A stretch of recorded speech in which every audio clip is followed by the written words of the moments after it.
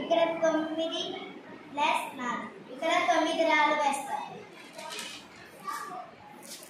1 2 3 4 5 6 7 8 9. ఇక్కడ 4 ఉన్నాయి కాబట్టి 4 రాళ్ళు వేస్తాం.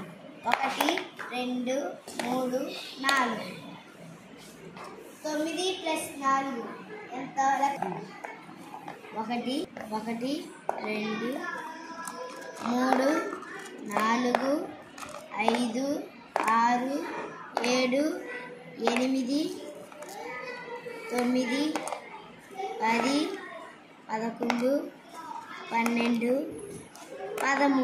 13 ఇక్కడ ఉన్నాయేమో చూసి.